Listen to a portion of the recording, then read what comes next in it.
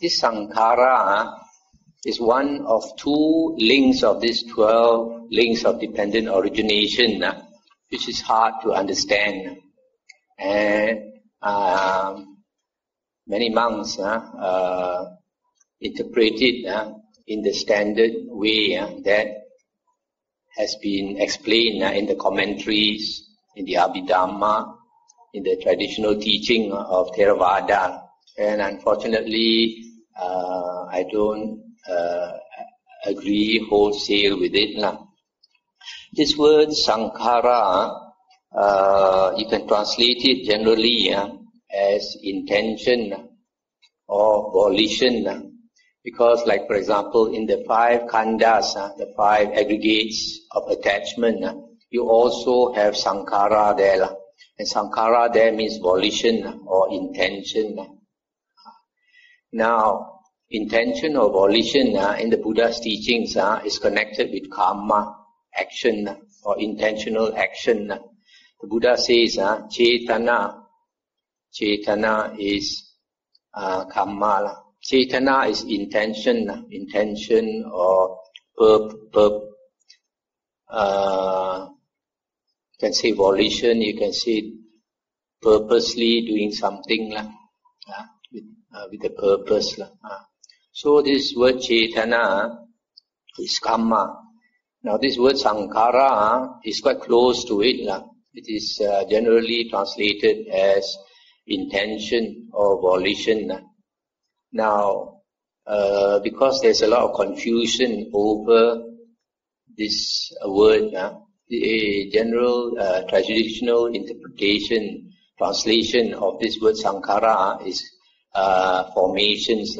Sometimes they call it mental formations, sometimes they call it volitional formations. This word has been translated in various ways, but I believe the latest translation by Venerable Bhikkhu Bodhi, who is a very much respected translator of the suttas, he translates it as volitional formations. So he recognizes that this word Sankara has much to do with volition or intention. Now the traditional interpretation of this word Sankara is karma, the working of karma. In other words, intentional action through the body, intentional action through speech, and intentional action through the mind. So my interpretation of this word Sankara is intention, but directed slightly, not general karma, but intention to do with the will to live, Now, the Sankara, this word, is defined in the suttas as 3 types of Sankara. Kaya Sankara, which is bodily intention, and Vachi Sankara, which is verbal intention, and Chitta Sankara, which is mental intention. So, this is the 3 sets of Sankara found in dependent origination.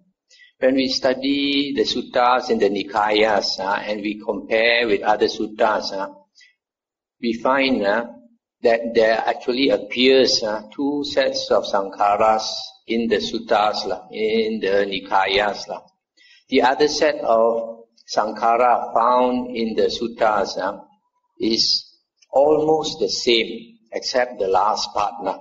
It is also Kaya Sankara, which is bodily intention or volition. Vachi Sankara, which is verbal intention. These 2 are the same. But the third one, instead of Chitta Sankara, the third one is Mano Sankara. Mano Sankara. Mano has got to do with thinking. So, this second set of Sankaras in the suttas when we look through the suttas, we find it's always got to do with the creating of karma, general creation of karma.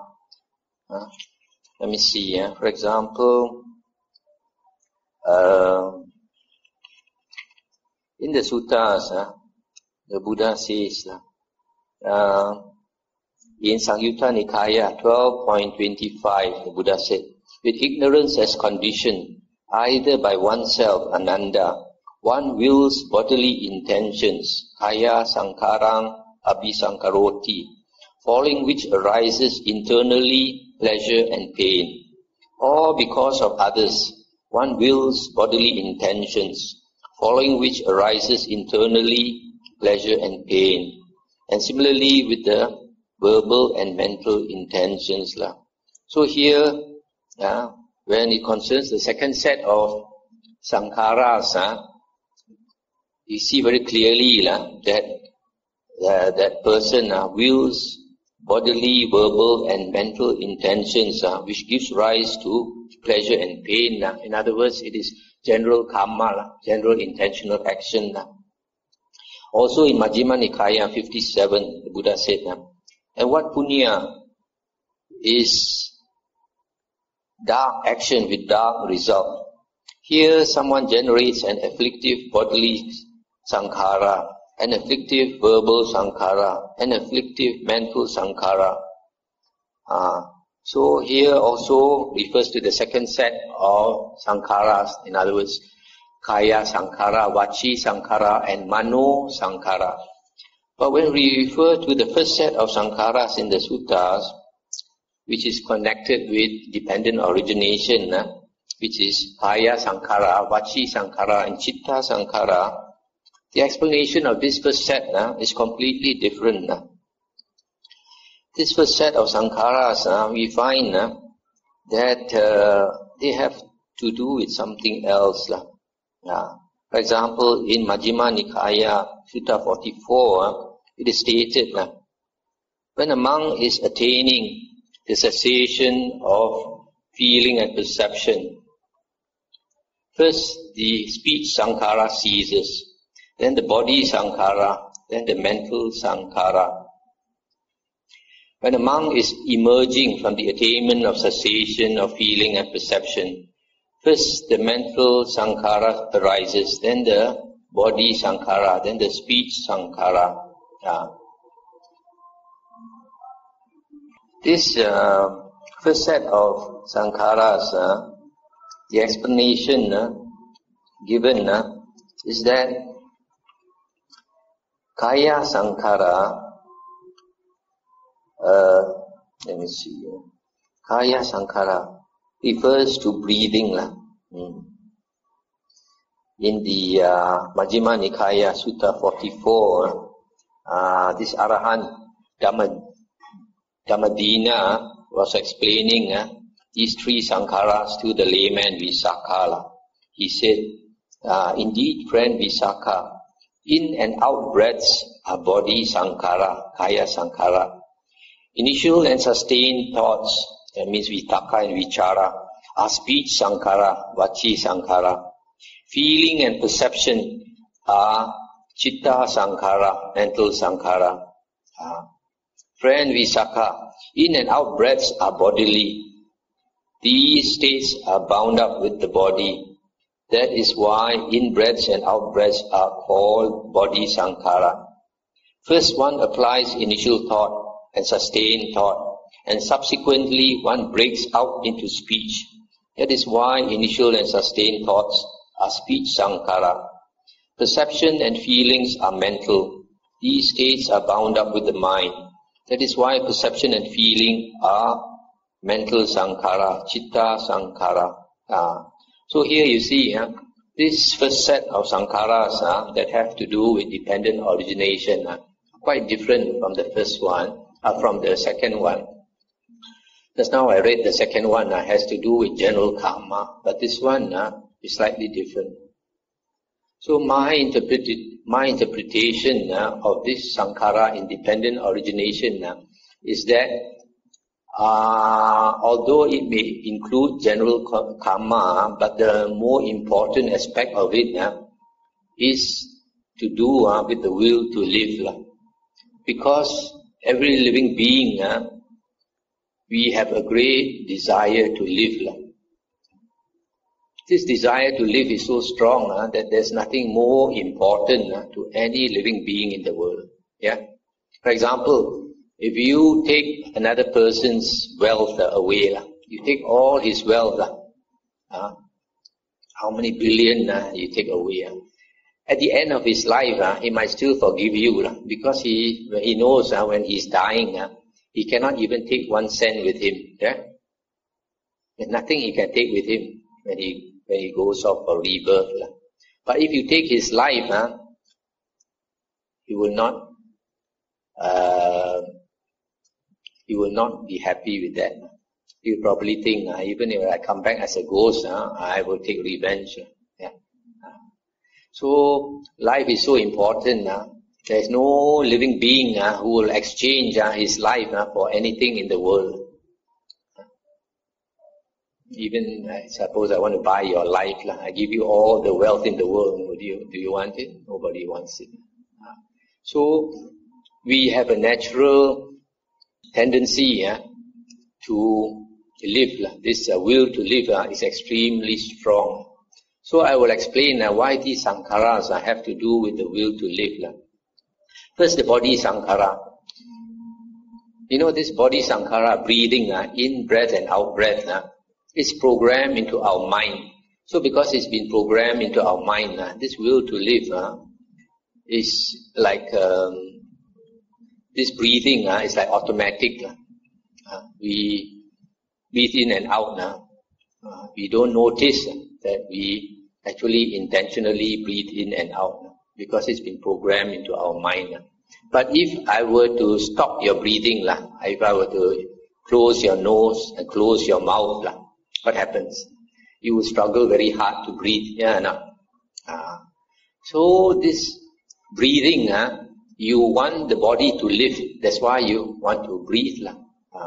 As long as you breathe, your bodily, your body will continue to survive. So it's because you want to live. That's why you continue to breathe. So Kaya Sankara, your breathing has very much to do with your will to live.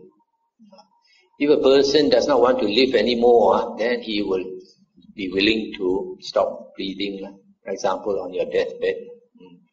And then Vachi Sankara is said to be thinking, Vitaka and Vichara, initial thought and sustained thought.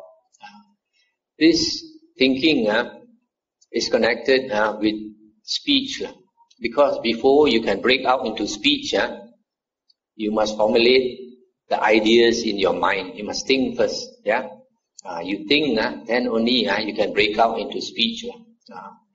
So because we want to live, we want to function through the body, the speech and the mind. If you live, you must function through these 3 karmas, actions. So because you want to continue speaking, you want to continue thinking.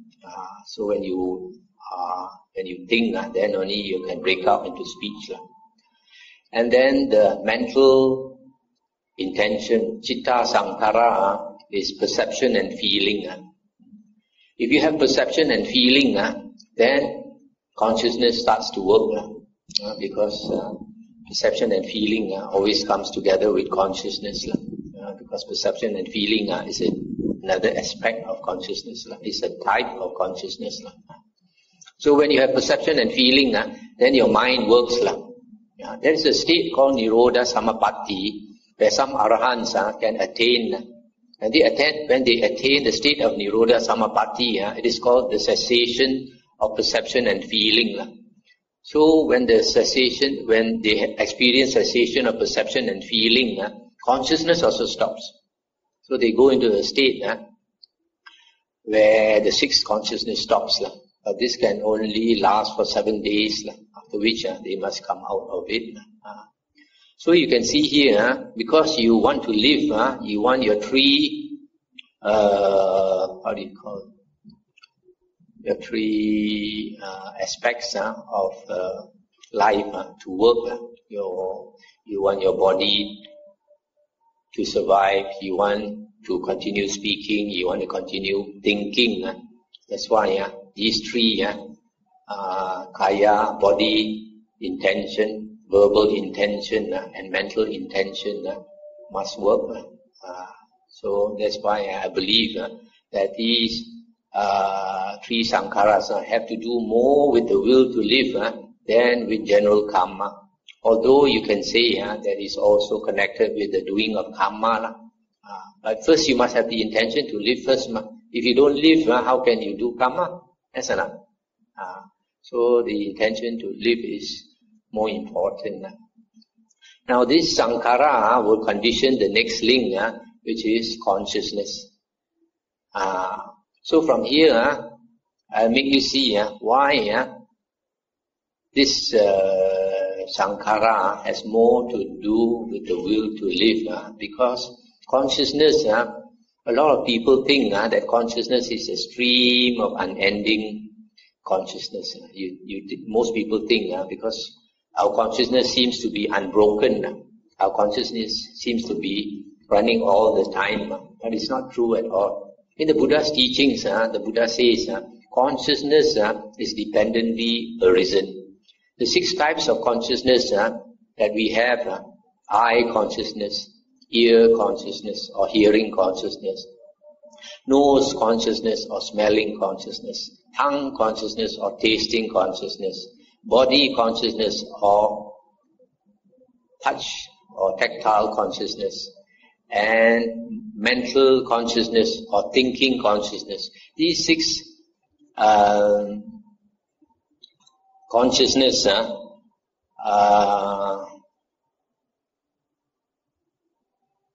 these 6 consciousness are running not in an unending stream, but they arise one after another.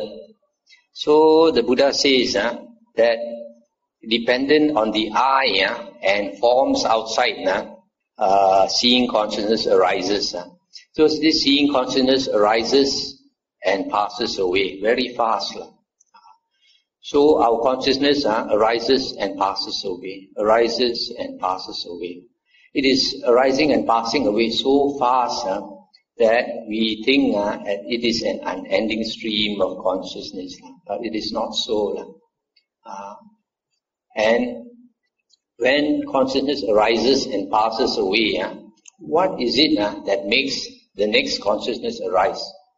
That's why here I believe it has to do with the will to live.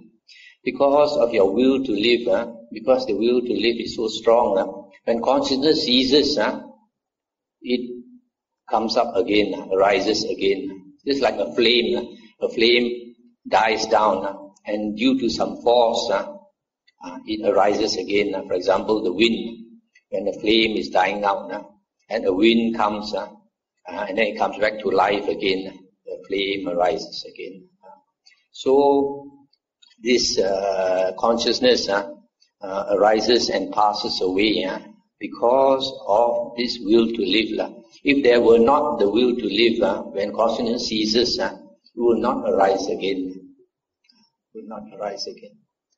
So, but in the traditional interpretation of dependent origination, they talk about consciousness ceasing at death. Consciousness ceasing and death and arising again. But I don't think we need to consider consciousness ceasing at death, because every moment our consciousness is ceasing. In other words, we are dying every moment.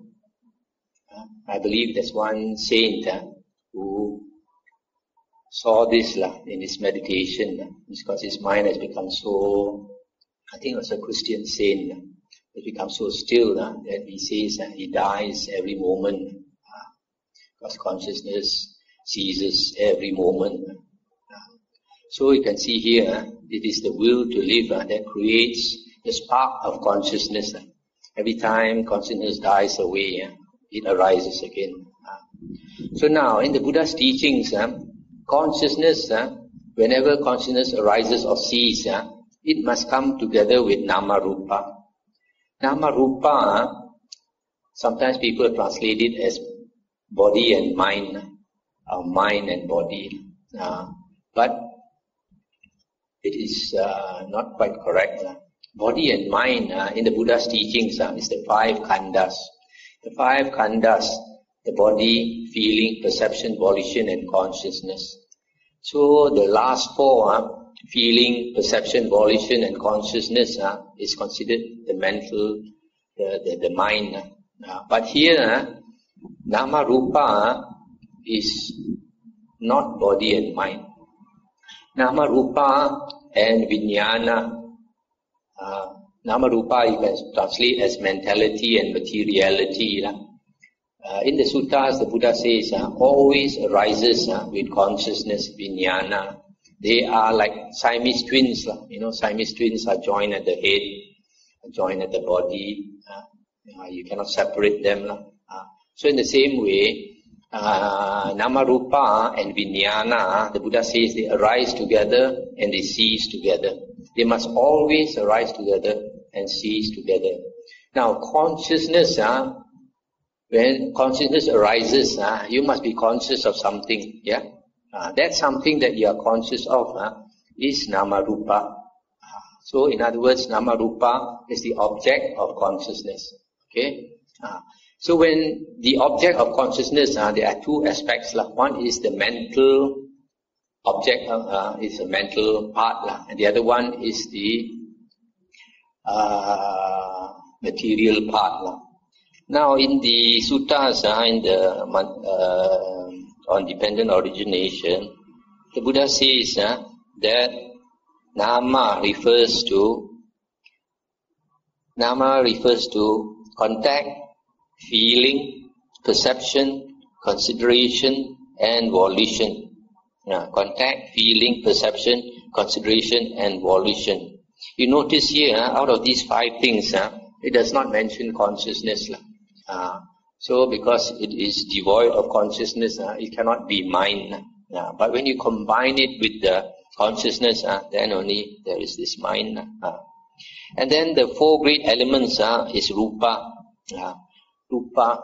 Rupa is the physical aspect of phenomena, because Nama Rupa is being the object of consciousness. The English word for it is phenomena. Phenomena is what we are conscious of. So Nama Rupa is mentality and materiality, the object of consciousness.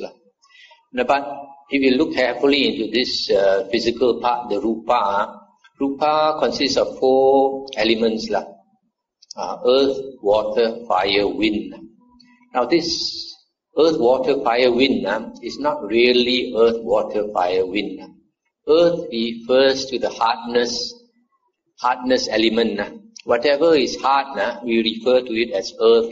For example, this wood, this chair is hard. When I touch it, it is hard. So that is the earth element. Earth, fire. Fire is the heat element.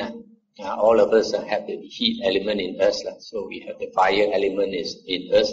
We also have the earth element, the hardness aspect of us. Earth, water, fire, earth. Water. Water is the cohesion property. The liquids, liquids have the characteristic of cohering things together. For example, I have this physical shape, this body, because of the water element in me. If I were to dehydrate myself, take away all the water from my body, and my body will turn into powder. When my body turns into powder, it will crumble. It will crumble. So it is because of the water element in my body. That's why I have a certain physical shape. Earth, water, fire, wind. Wind is the motion aspect, because there is, I call it wind in my body. So the gases move in my body. The blood moves in my body. the chi moves in my body. That is the wind element. Now, you notice carefully, all these four things, earth, water, fire, wind, they are perceptions, The heartless element is a perception. The form, shape also is a perception. The heat element is also a perception. The wind or motion element is also a perception. In other words, even this physical world is just your perception of it, It is not something out of your perception, out of your mind. In other words, even the mental and the physical part of the world, everything is mind-made. So, for example, if your karma is so bad that you see yourself in hell and you are burned by the fires of hell, you'll be crying.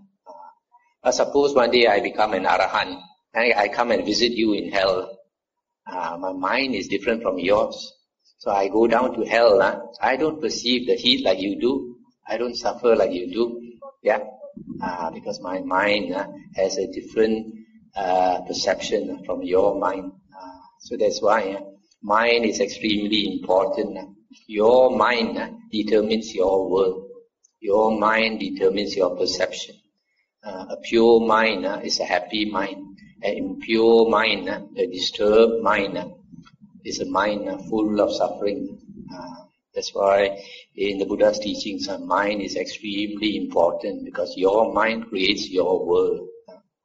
So once you have this consciousness and mentality, materiality, that brings you to the next link, which is the six sense basis, salayatana.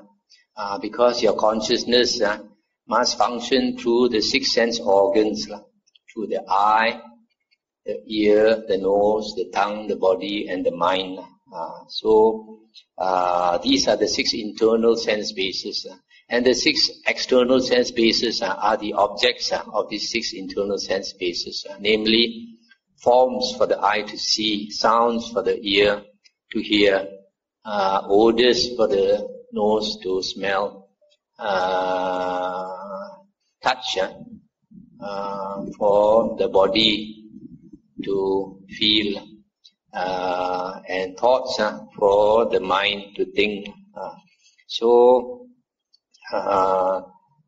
This six sense bases come to existence when you have consciousness and mentality and materiality. They all come together, the six sense bases. So once you have the six sense bases and you have the internal sense bases and the external sense objects, then it brings you to the next link, which is contact. When the six sense objects impinge on your six sense organs, you have contact. For example, form comes before your eyes and you pay attention, then there is contact.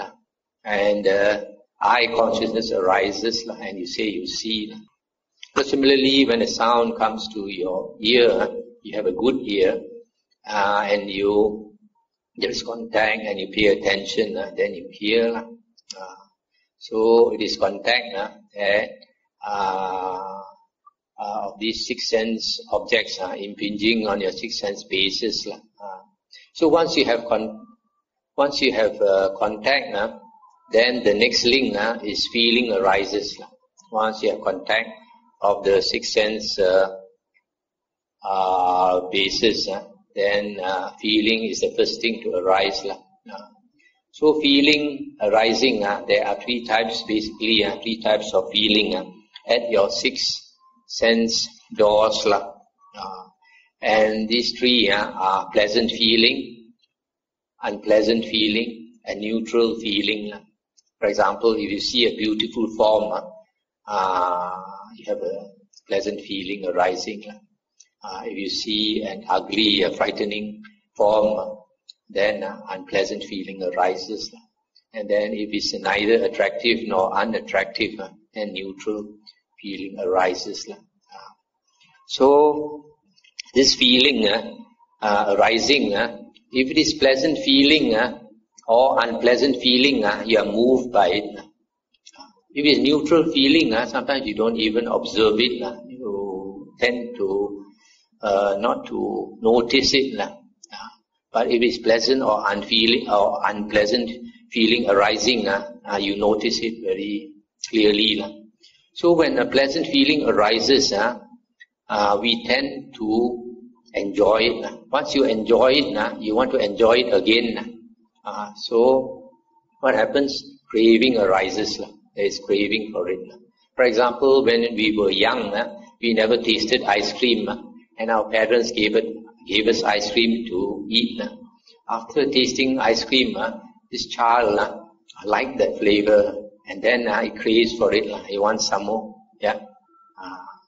So craving arises when there is pleasant feeling. So when there is craving, then because of craving for it, you attach to it. You want to grasp it. You want to cling to it. So this is the natural consequence of craving for something. So this craving is generally craving for the six sense objects, or beautiful forms, for nice sounds, for fragrant odors, for pleasant taste, for nice touch, and for nice thoughts. So craving gives rise to attachment, and attachment, upadana, gives rise to bhava. This bhava is the second link, independent origination. Is very hard to understand. For many years I could not understand it really. So this bhava is said to be existence or being. How is it that attachment gives rise to being or existence? This existence or being is explained in the suttas as being in the sensual desire realm or desire realm existence, form realm existence, and formless realm existence.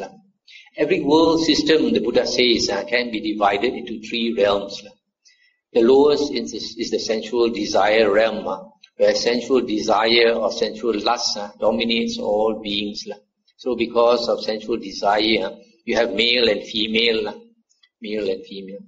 And then if you cultivate jhana, person having attained jhana can be reborn in the form realm. This form realm consists of very high heavens. The lowest is the first jhana plane, where the Brahma, Devas live. And then the second jhana heavens, then the third jhana, and the fourth jhana heavens. And these beings, they abide in happiness and bliss because of the state of their mind. And because the state of the mind is in the state of jhana, they don't need to enjoy sensual desire. They enjoy a different type of bliss. So because they don't need to enjoy sensual desire, they have no sensual desire, so there is no male and female beings there. Everyone is unisex. And their bodies consist of pure light. They are like brighter than the sun. Even the lowest, the first jhana heavens, the Brahma, Devas, their brightness exceeds the sun much more. In the suttas, the Buddha says the very lowest of them, their light can shine to 1,000 world systems, 1,000 worlds. In others, 1,000 stars, their light can go to. And the highest of them, their light can pervade 100,000 stars. So far away, their light so powerful.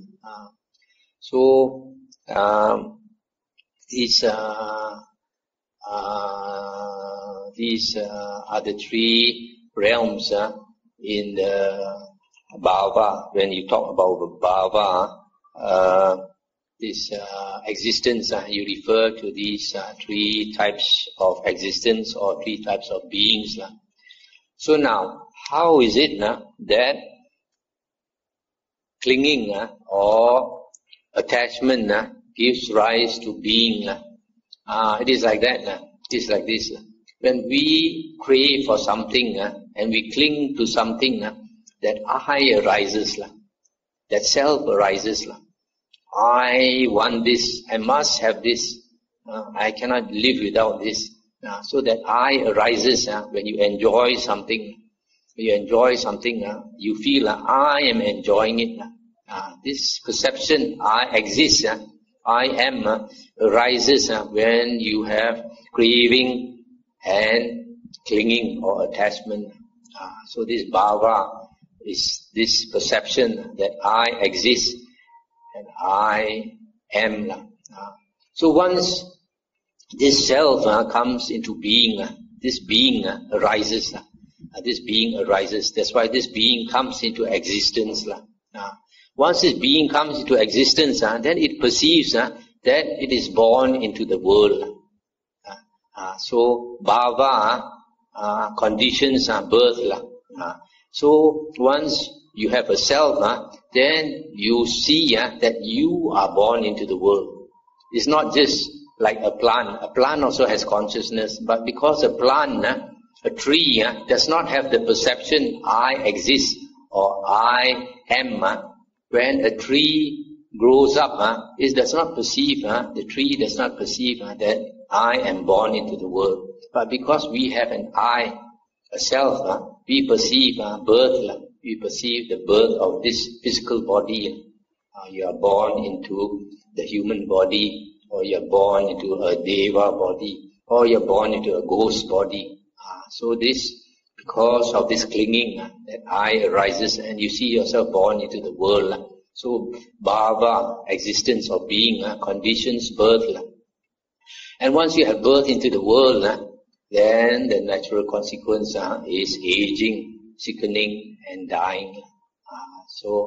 And all the mass of suffering arises because you are born into this world.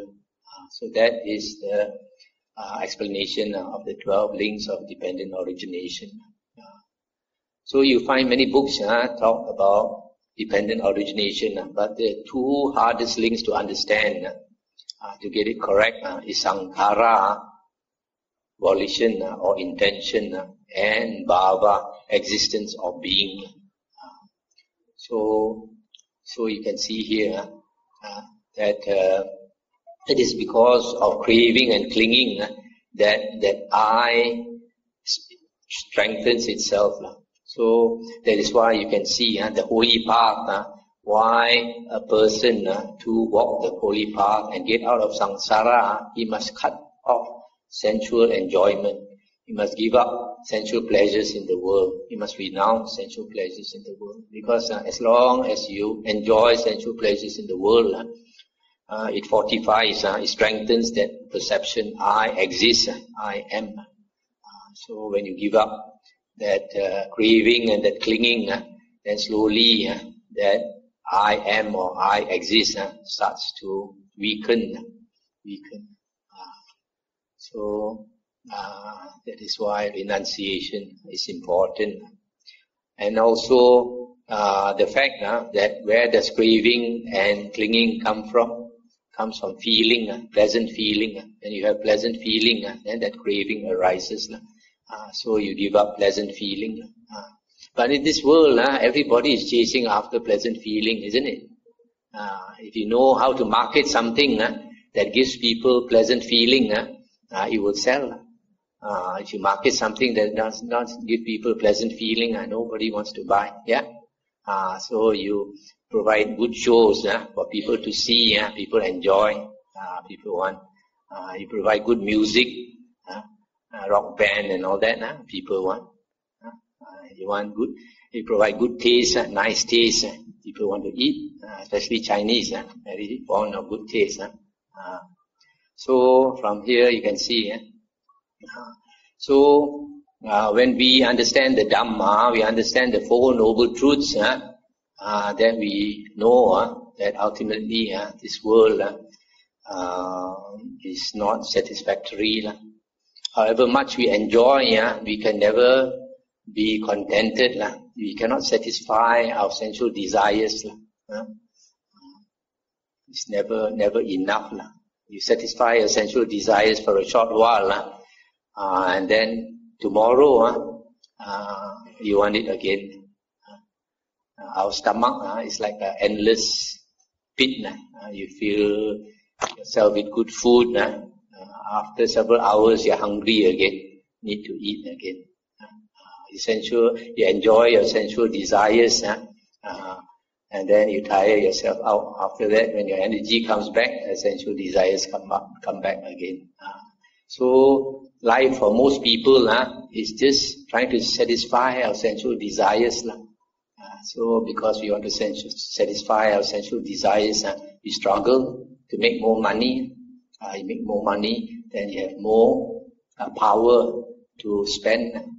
You have more spending power. You have more things to enjoy. So we chase after all these sensual desires in the world, but ultimately we are never satisfied. When you are young, you want a good education. After you get a good education, you want to have a good job. After you have a good job, you want to have a good spouse. After you have a good spouse, you want beautiful and cute children. After you have cute children, and they grow up, you want to have grandchildren. You want to make your million, or if possible, your billion. If you make your billion at the end of about 70 years, your life, your shelf life has expired. So when your shelf life expires at the end of 70 over years, and you are coming to the end of life, and suddenly when you realize that you have cancer or you are about to die, then you are confused. What is life all about? All the things I wanted in the world, I got. But now I can't cling on to them. I must go. I must leave every single one. I must leave every part of my property. I cannot even bring 1 cent with me. So you are confused. Or you should have, then you start asking questions. But it's too late. You should have asked all these questions about life when you were younger, when you had the strength to practice a spiritual path. So if you start asking and you find out the answers, and you understand the Four Noble Truths, then because of that, you slowly you let go. Slowly you let go. And then letting go, you can only do if you understand the Dhamma, from listening to the Dhamma, from studying the Buddha's words, and meditating. If you don't meditate to strengthen your mind, there are a lot of things we know we should do. There are a lot of things we know we should not do, but we are unable to do what we should do. We are unable to stop doing what we should not do. Why? Like the English saying goes, the spirit is willing, but the flesh is weak. Yeah. A lot of us, we have illicit relations. A lot of lay people have illicit relations, commit adultery. It's not that they don't know that it's wrong. They know, but the flesh is weak. A lot of things we know that we should do, but we can't find the time to do because we don't see that it is important enough. We have a lot of desires in the world. There are so many things we want to achieve in this world. But life is limited. Our energy is limited. Our time is limited. So you have to see what is your priority. You must have the foresight to see how many years you have left in life. You go by statistics. At the age of 70-something, you are going to pass away. You have to face up to that fact. See how many more years you have. And make the best use of it according to your priority. So I will stop here.